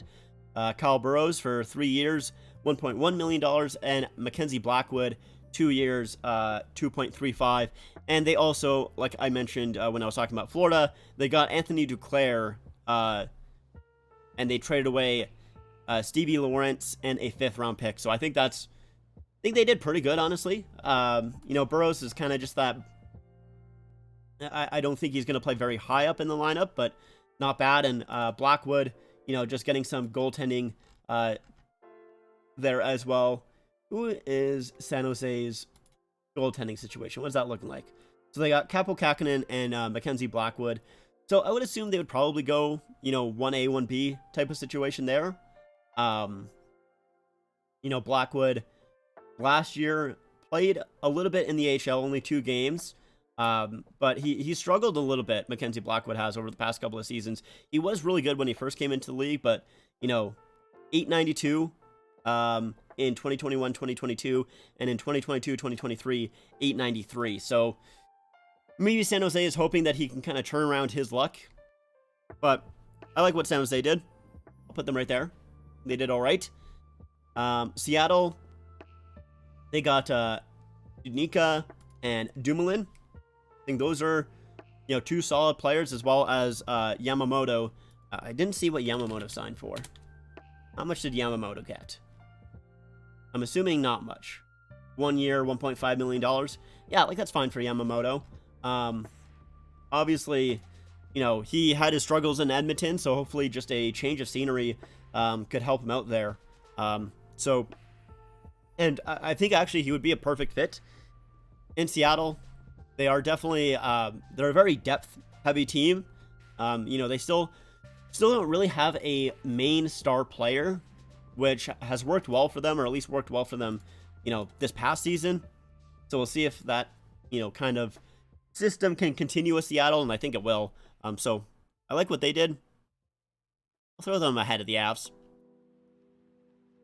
Tampa. So Tampa basically just did a whole bunch of depth signings. You know, obviously they have lost a lot of depth throughout the past couple of years. This year, losing Killorn. So they added Logan Brown, 1 year, $775. Jonas Johansson was an interesting one. So he is the goaltender.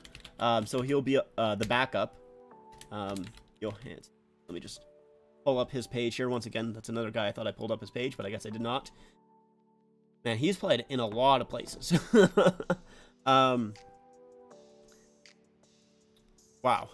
He has played everywhere. With Colorado last year, I mean, he had a .932 in the 3 games he played with Colorado. So that's pretty good. However, the year before that, he did play with Florida, had a .766. That's really bad. That was in 2 games.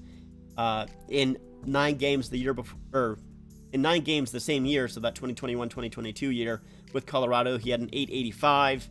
Year before that, though, he had a .913 in 8 games. So he's been not a great goalie. That being said, though, you're behind Vasilevsky. Like, you only need to play like 10 games. Like, you're not playing a whole lot when you're playing with Vasilevsky behind you. So, you know, I think that's fine. I disagree. I don't like what I don't like what the Pens did. I think the Graves signing is too long. It's mostly the Jari. I think 5 years at 5.3, that's too long and too much for a guy that has struggled. Yeah, Graves is good, but I don't know. 6 years at 4.5, I feel like it's just too much. It's too much. It's either too much term or it's too much money. Like, at 4 years at like 3, or, you know, 6 years at like 2.5. I don't know. Like, it's just a little bit too much, and either or, in my opinion. And I don't like the Tristan Jarry. Yeah, Eller and Achari, I think, are fine deals, but I mean, Nedeljkovic struggled with Detroit, though. Like, obviously he was very good in Carolina, but like, let's see. Like last year, yeah, in 15 games, he had an 895. The year before that, in 59 games, a 901. Now, yes, he is playing on a Detroit team that's not very good. So, you know, coming to Pittsburgh, it's a little bit of a better team. But, like, I don't think it moves the needle a whole lot for them. Yeah, for sure. It doesn't mean that he'll struggle with the Penguins, for sure. But, like, I don't know if, you know, adding... Like, obviously, they missed the playoffs this year. So I don't know if adding Nedeljkovic as the backup, if that is what he's even going to be. I mean, it could be... Because they still got Dismiss signed. Let's see. Where are the Penguins? Yeah, they still got Dismiss signed for 1.8 as well. So, you know, depends on who, like, they're going to fight for a backup role, which could be pretty good. Like, that could help motivate either Nedeljkovic or DeSmith to play better. It's really the Jarry contract is the biggest one for me. We're just talking about the Pens origin. Yeah, like I don't mind the Eller contract. The Acciari one as well, fine. The Nieta one, yeah, I would say is pretty good. But it's really just the Jarry contract. 5 years at 5.375, I think is too much. He's just a goalie that has not, like, he's been okay for the Penguins for the most part, but he's really struggled in the playoffs. And I just don't know if running it back as him as your starting goaltender for the next 5 seasons is a great move, to be honest.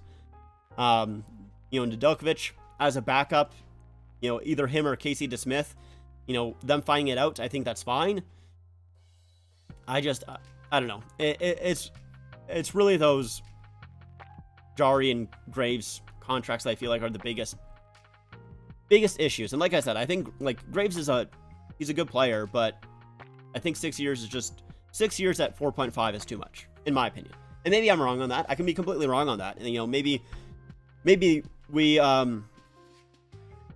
look at Graves in a couple of years, and he's a great deal at 4.5, but for right now I don't love it. There are no goalies on the market. He's solid. He struggled in the playoffs due to injury. Ming is the only one who wasn't good in the playoffs, and Murray too when he was here. Just my opinion though. Yeah, that's fair. Like it's understandable there isn't really any goalies to get. That's true. So you are kind of struggling there, and they did need to sign him. Like he was I guess that's understandable. I see what you're saying there, because like who could have they gotten? Like Reimer wouldn't have been a better option. That would have been a worse option. Korpisalo also, like, not for 5 years at $4 million. Let's see, is there any other goalie that signed? Talbot, yeah, that's not. Stolars, nope. Yeah, like, and Anderson and Ranta weren't moving as well. Yeah, Quick neither. I agree. I agree. Quick wouldn't have. He's not a starting goaltender anymore. I'm just trying to look here if there's any other goalies. Yeah, Lyon. That's also not a starter. Okay. I mean, I still think 5 years at 5.35 or whatever, 3.75. I feel like the length is a lot. If they were just trying to, like, all of the other guys on the market are basically backups. Like, the only starter that really was out there is Korpisalo, and I don't know how much better he is than Jarry. Okay, I'll move them up. You convinced me? I'll move them up. I'll move them up to C tier. You convinced me. I still don't love what they did. I still think that Jarry contract is too much for too long. But, yeah, there wasn't really any other option, so you're right. I've heard a lot of Red Wing fans are pissed that they signed Justin Holl. Yeah, I mean, I know a lot of Red Wing fans aren't happy with what they did. Honestly, I actually don't necessarily mind what they did. Kings is a D because they really didn't do too much, and they have no goalies. They have absolutely no goaltenders, and I know we just talked about there's not really a market for any goalies right now. Like, there's not really too many goalies out there.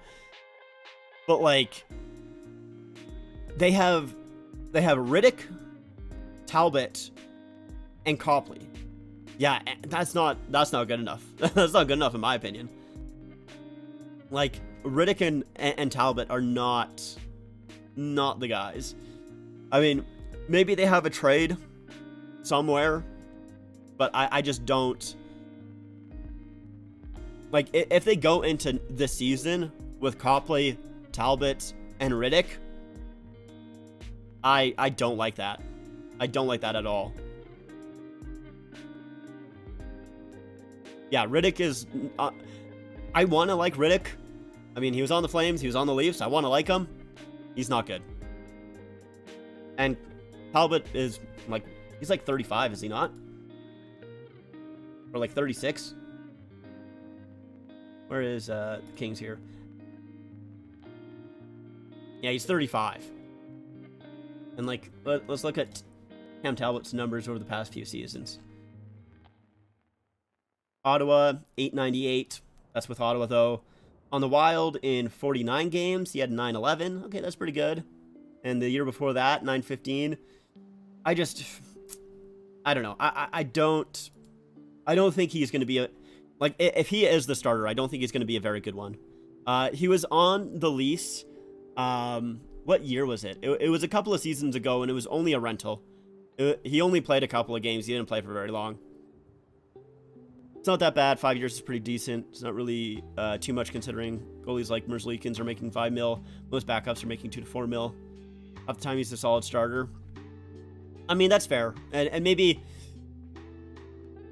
like, I said it at the start of this. Like, I didn't watch a ton of hockey last year outside of the Leafs games. Like, that's basically all I watched. But at least from how I feel about Jarry, I just think that I would have if I'm thinking as a Penguins fan, and like I said, maybe I'm wrong on this, I would have preferred 2 years or 3 years instead of the 5. But like I said, maybe I'm completely wrong, and maybe in a couple of years, I look stupid, and that's fine. I'm all right with that. I mean, I already have a lot of times on the channel where, I've looked at a deal and I've gone, oh, well, either that's a great deal or that's a really stupid deal, and, I've been very much wrong, and that's fine. So, I'm all right with being wrong, but I think that's the fun of doing stuff like this, is looking back, in a little while and going, like, wow, like, what was I thinking there? Or, like, just laughing at the way that you thought it was going to go and it went completely in a different direction. But yeah, I just don't love it personally. Yeah, Redick is very bad. Even the Habs goalie tandem is so bad. Yeah, Allen and Monty.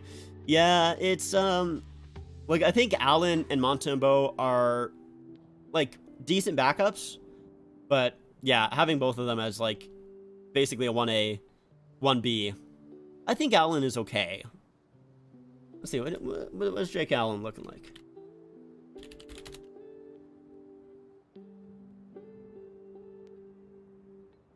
Oh, last year he had an 891. That's not great. Year before that, 905. Year before that, 907. Okay, I mean, that's fair. But, he is playing probably more than fully expecting to, but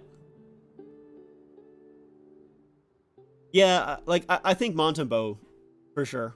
I agree with you on Montembeault. Definitely. Going back to Tampa, though, mostly with Tampa. It's a lot of just depth guys. Connor Sherry there as well. 3 years, $2 million. Glendening and Archibald both got 2 years, $800K. I think they did a pretty good job filling out their depth, which is all Tampa really needs, is just to fill out their depth. So I like what they did. Put them in the beach here. Vancouver now. Vancouver got Ian Cole for 1 year, $3 million. Teddy Bluger, 1 year, $1.9 million. And Carson Soucy at 3 years, $3.25. And I actually really like what Vancouver did as well. I mean, obviously Vancouver kind of hoping that they can, make a push for the playoffs. We'll see if they're able to do that. I'm not quite too sure if they can make the playoffs, and I'm hoping that they will. But I really like their additions. I think they did a pretty good job. They didn't give any absolutely horrible contracts, and most of them, I mean, 2 of them being the 1 year contracts. I think that's always pretty okay. Like, playing it safe, I think that's fine. So I like what Vancouver did. I'll throw them into the B tier as well. Vegas didn't do anything at all. Although they did lose. Oh my god, why am I blanking? Why am I blanking on who they lost? It was one of the original Misfits. I don't know why I can't think of him right now.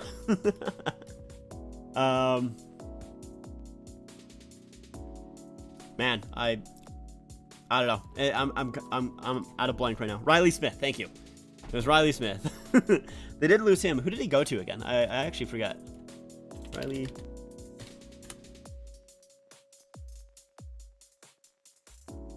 Where is he right now? He is Pittsburgh. Right. What was that like? What was that deal? Can I go to Cat Friendly? Cat Friendly. Let's see. 5 mil for 3 years? Or 2 years, basically. So what was the trade?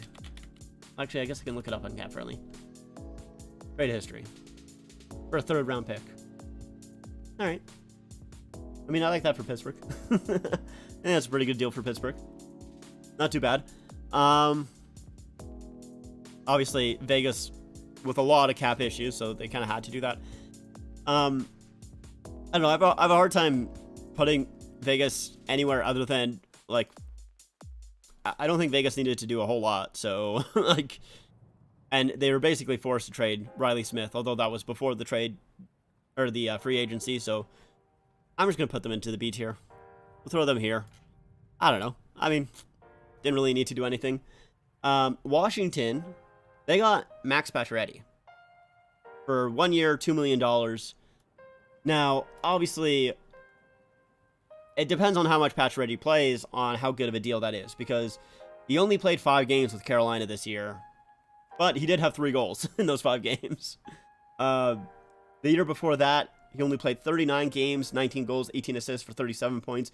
Like, if Max Pacioretty can somehow be healthy for this deal, this is a phenomenal move by the Capitals.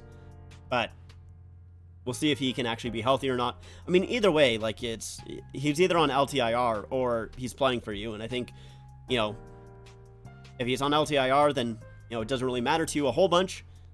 But if he's playing for you, he's probably going to do pretty well. So I like this for the Capitals. I mean, I still think that, like, let's take a look at the Caps here. I feel like they still got a lot of cap space to deal with. Yeah, 3.5, so not a ton. Need to re-sign Ferravari, but that's about it. That's the only guy they need to re-sign. Yeah, like, I don't know if they really need to do a ton. Of that back end is a little iffy, but I don't think they really had room to sign any of the big defensemen, so I'll throw them into the B tier as well. I got a lot of guys in the B tier, but that's kind of just the way she goes. I mean, it's hard to not put the Capitals in at least the B tier for this. Like, it's a good move either way. The last team here we have is Winnipeg. So they signed Brossoit. He is back with the Jets, 1 year, 1.75. It's a good little bit for him after playing on Vegas. So Vegas also loses Brossoit as well. Oh yeah, the one thing that I do find, was that ever confirmed? I know that I saw. Okay, it was confirmed.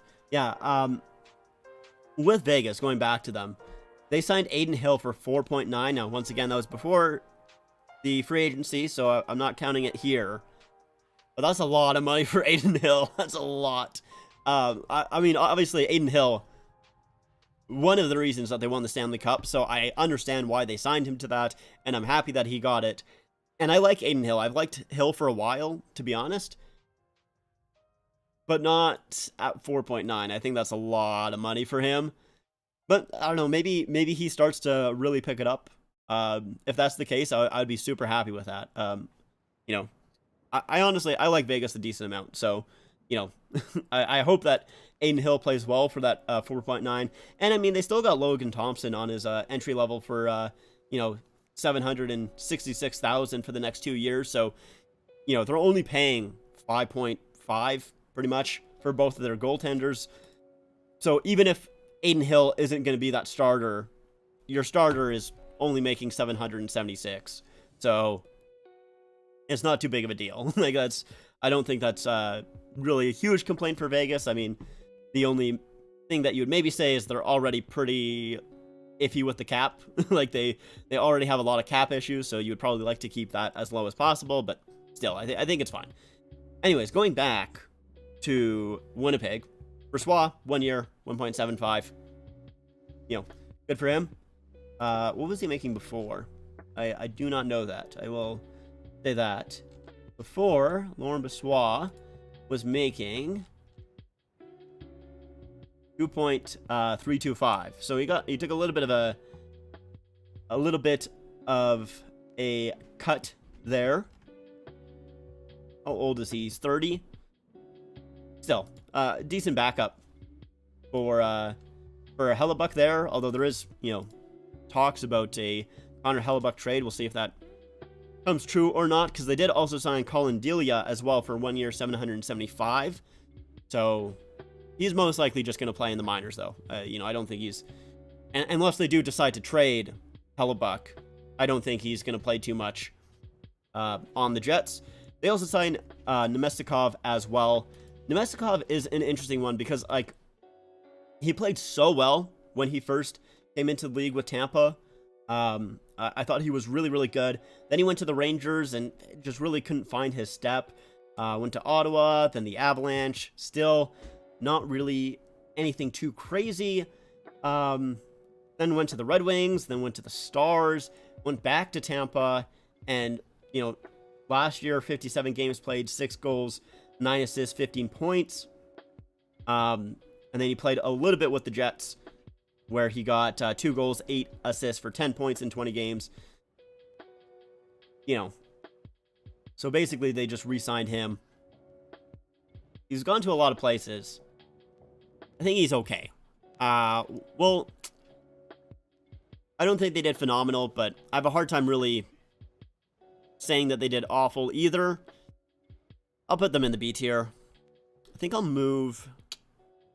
I want to have LA. I think I only want to have one team in the S tier, one team in the D tier. I think I'll move those two down. And sure, that'll be my list. So that's my list here.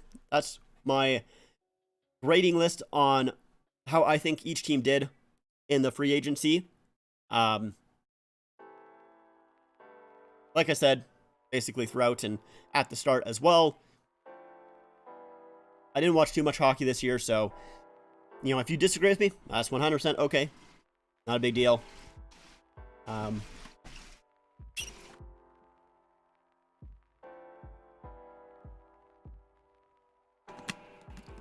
But, yeah, I think that's going to be it for at least that. Appreciate you all watching. Hope you guys enjoyed that little bit. I was going to make it just as a video, but I was like, might as well stream it. I don't know if I'll actually convert that into a video or not. We'll have to see. But, yeah, for now, how long have I been streaming for?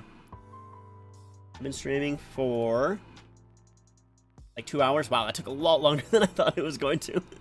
That's funny. That's all right. I think that is where I'm going to end it. I was thinking about playing some tape to tape, but I don't know. Maybe I'll do that another day. Sorry. I think I'll do that another day. But yeah, like I said, appreciate you all watching. If you guys are new, make sure to subscribe, like the stream, all of that stuff. I'll try and get a video out for tomorrow. It'll either be this stream or something else. I'm not quite too sure. But, yeah. I think that's it. So, yeah, thank you guys so much for watching. I appreciate everybody stopping by, everybody chatting, all of that good stuff. And, see you guys next time. Bye.